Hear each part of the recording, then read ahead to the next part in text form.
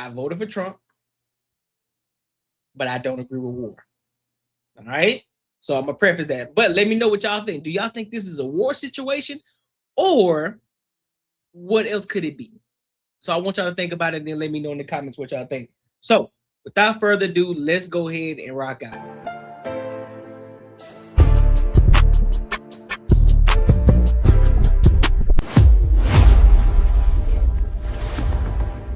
Experts around the clock to get all of the latest information and get their take on everything.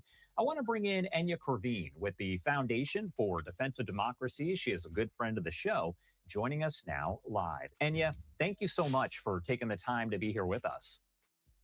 Josh, it's always great to see you, though they're usually in difficult circumstances. Most definitely. And I wanted to ask what the situation is like on the ground right now. We know that folks are running into their shelters, they're having to leave. So can you kind of break down the situation for me?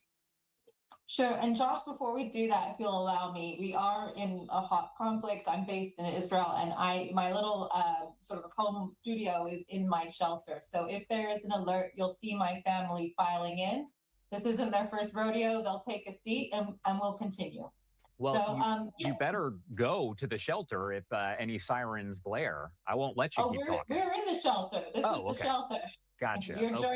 You're joining me in my shelter, but my children may also join. So just as a heads up, but we've done this before. They know the drill, and they know that this is what mom does when we're at war sometimes here. So the day started at 8:15 with a siren that was nationwide, and essentially everyone receives an alert on their phone that says, okay, we've preemptively attacked Iran, and you need to make sure that you know where the nearest shelter is for the coming hours. And then there was a series of alerts in my area. Of course, the alerts are specific to region. So I'm further north, closer to Haifa. We had a very intense period from about 10 a.m. till about noon, and we've had a little bit of quiet since then. But I've been watching reports as other parts of the country, especially Jerusalem and Tel Aviv, have been under pretty consistent attacks since this morning. And you kind of mentioned this, but if you think about it, you are almost used to this. This has become a way of life. Obviously, right now, it's probably a little bit more intense considering all of this is unfolding between the U.S. and Israel versus Iran, but this is almost a way of life. Israelis have become used to it. Since October 7th, every single family has developed their own coping mechanisms. Everyone understands where the shelter is. The children know that what to do in case of a siren, whether they're in the house or out and about by themselves. So yes, they're very resilient people, and this has been the reality for 2 years. Of course, when the conflict becomes hot with Iran, this is the fourth round now that Israel has gone with Iran, it does up the ante because, as you know, Josh, from our previous conversations, their missiles and warheads are just much bigger payloads. So when something is going on with Iran, people are extra cautious. They want to stay much closer to shelters, and they want to know where their loved ones are. And this is some of the video from earlier on this morning. Obviously, you can't hear it, but there are sirens that are blaring. And that's been, as we mentioned, kind of the situation that's been taking place throughout the morning. Now, as far as the mission itself, I've asked this of a lot of people, but what do you make of the fact that the U.S. and Israel worked on this together? They made sure that this happened together in a joint military operation. Man, what they doing is they're not cutting the tail off the dragon. They cutting the head off that motherfucker. They're cutting the head off the dragon, bro, to give the power back to the people. That's exactly why. That was a targeted attack. 1,000%. That was a targeted attack. Cut the head off the snake. 1,000%. So that's no surprise to me, as since the beginning, since Donald Trump took office, all of these proactive military operations by Israel have been hand in glove with the Americans, either through close coordination. Remind you, you hitting military compounds. You're trying to neutralize everything, so therefore they can't even retaliate if they wanted to, because you're hitting all. They won't have the opportunity to respond. They trying to neutralize the entire military. Well, they did. Or in some instances, as we saw last June in the 12-day war, it was with the U.S. actually operating, the U.S. military operating with the Israeli military when the U.S. took out the nuclear sites. What's very interesting about what's happening now, Josh, and this is a historic moment, is that because Iran has lashed out at assets all over the region, including in Bahrain, the United Arab Emirates, Qatar, Kuwait, Jordan, and Saudi Arabia as well. All of these places have now received fire from Iran as a result of this war and retaliation for the U.S. and Israeli operation. Now the tone is very different and super interesting from the Gulf countries and the other Arab allies of the U.S. And they are taking on a tone, instead of being diplomatic and trying to de-escalate and wanting to stay out of it, it looks like they may also get into this war as well. So that is the new thing here. That is what we're seeing for the first time, and that could really change things on the ground. You heard my alarm there. Right now, that's just a warning. There's no siren here yet, but again, that could change. Would you say that this was a long time coming? That's been something that folks have been talking about. They said the current Iranian regime needs to be taken down. Ali Khamenei needs to be taken out of power. That's been a sentiment that's been shared by the Iranian civilians as well. So was this essentially a long time coming? It's been coming. They said we taking the big dogs down. We letting y'all know that us, the U.S., we not playing no games with none of y'all. We're not playing no games with none of y'all.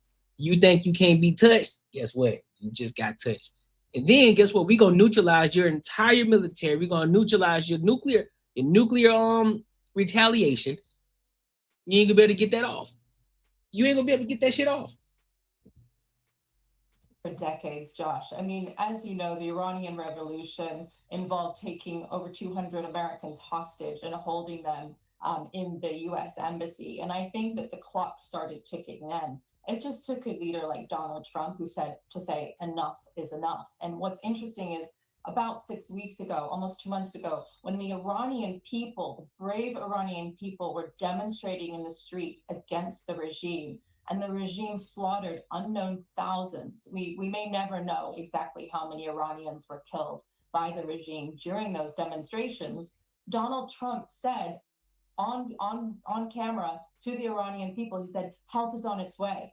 And this was a huge shot in the arm to Iranians. This encouraged them so much, but then the help never came. And here we are 2 months later, and people were assuming that had been an empty threat and that Donald Trump had essentially drawn a red line that he wouldn't enforce. He said if the regime continued with the executions, the U.S. would actually send troops to help the Iranian people, and then he didn't for 2 months. However, the whole time he was sending assets to the region, and he was trying to get the Iranians back into some sort of negotiations where he could reach a deal. Those negotiations happened last week. He did not like the results. They were set to continue on Monday, but it looks like he had decided to finally enforce that red line, to finally send the Iranian people the help that he had promised during the height of their demonstrations. One thing that's interesting, you talked about those talks on Monday. We were initially told that Secretary of State Marco Rubio was going to travel over to Israel this weekend, specifically today, to meet with Netanyahu. And then that was pushed back to Monday or sometime later in the week, this coming week. Do you think that was maybe a distraction? Because I have to imagine it's going to be tough for Rubio to travel. Think about it. All the cities, because all the cities that were reported, they had strikes. Isfahan, Qom, Karaj, Kermanshah, Tabriz, and reportedly, I don't know how to say this one, Shabahar. Shabahar is that's a port area. So these were the military centers, the IRG missile infrastructure and intelligence sites. So targeting these degrades Iran's ability, which is what I said, ability to coordinate and launch future attacks, no retaliation. Hitting infrastructure in several cities also spreads Iran's defense thin. forcing redeployment. This is going on. Do you think that was some kind of distraction? So it could well have been. We've seen these distractions, these red herrings from Trump in the past. We know he likes to exercise the element of surprise, but you got to give the guy credit. I mean, he has been amassing troops in the region for the past 6 weeks to 2 months. This is the since the Iraq war that the U.S. has had in the Middle East. And yet, even with all of these assets in place, even with slowly bringing down personnel from the region, even with only on Friday, the U.S. Embassy in Jerusalem telling their non-essential personnel to leave the country, it was still somehow a surprise attack. I mean, you got to give it to this guy. He really knows how to play his cards, and he really knows how to enforce his red lines. And Praveen, I appreciate it as always. Of That's course. facts. So let me go over to Trump, the actual speech and what he was talking about in regards to this entire situation. All right. So let's tap over here. Operations in Iran. Our objective is to defend the American people by eliminating imminent threats from the Iranian regime, a vicious group of very hard, terrible people. It has always been the policy of the United States, in particular, my administration, that this terrorist regime can never have a nuclear weapon. I'll say it again. They can never have a nuclear weapon. And we sought repeatedly to make a deal.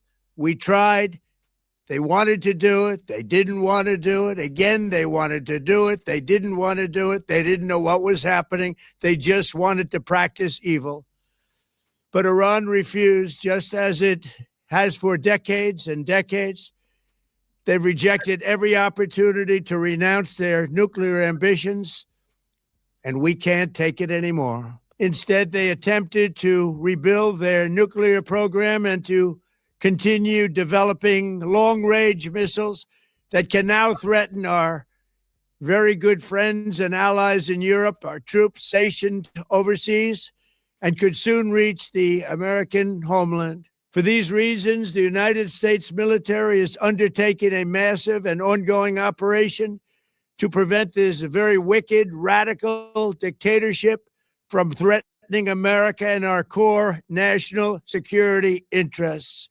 We're going to destroy their missiles and raise their missile industry to the ground. It will be totally, again, obliterated. We're going to annihilate their navy. We're going to ensure that the region's terrorist proxies can no longer destabilize the region or the world and attack our forces, and no longer use their IEDs or roadside bombs, as they are sometimes called, to so gravely wound and kill thousands and thousands of people, including many Americans. And we will ensure that Iran does not obtain a nuclear weapon. It's a very simple message. They will never have a nuclear weapon. The lives of courageous American heroes may be lost, and we may have casualties.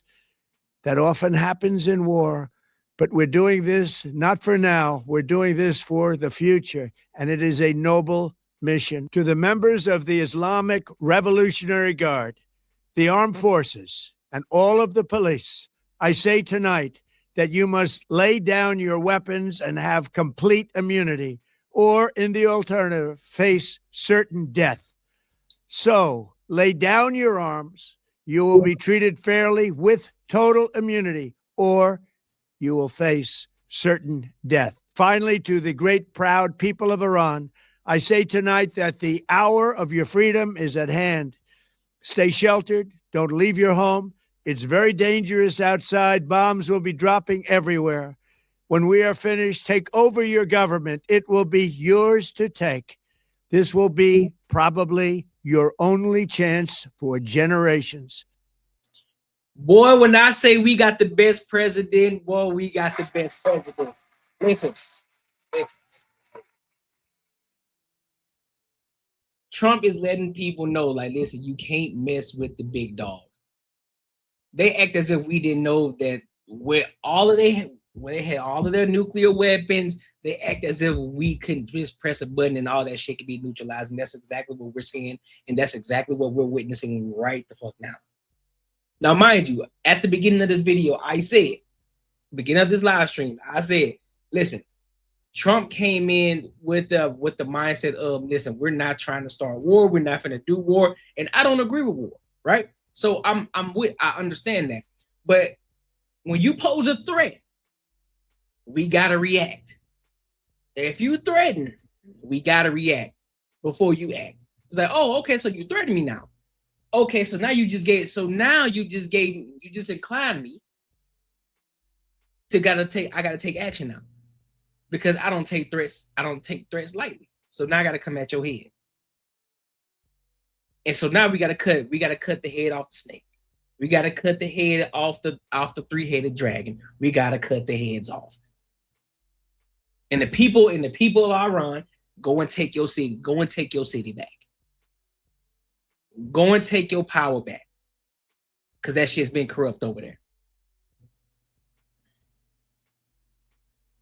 That's what I'm saying. That's what I'm saying. Trump, that's what I'm saying. Trump didn't want it, but when you pose a threat, you got to do something. At this point, you got to do something. Because now you threaten the country. It's like, oh, shit, well, you talking about you finna send nuclear weapons over here? Oh, nah. Don't worry. I got something for you. He said, don't worry. I got something for you. You want to play with me? Watch this. Watch this. Shout out, hey, bro. Shout out to him, bro. Shout out to Trump, bro. Shout out to this presidency. Trump is doing a phenomenal job, bro. I don't care what nobody say. Trump is doing a phenomenal job, man. And of course, you don't have to agree just because you voted for Trump. I did. That doesn't mean we have to agree with everything that he does right there. So just like I said, I don't agree with the war, but I understand why it is he's doing what he's doing now because, hey, a threat was posed. Listen, you got to take action. We don't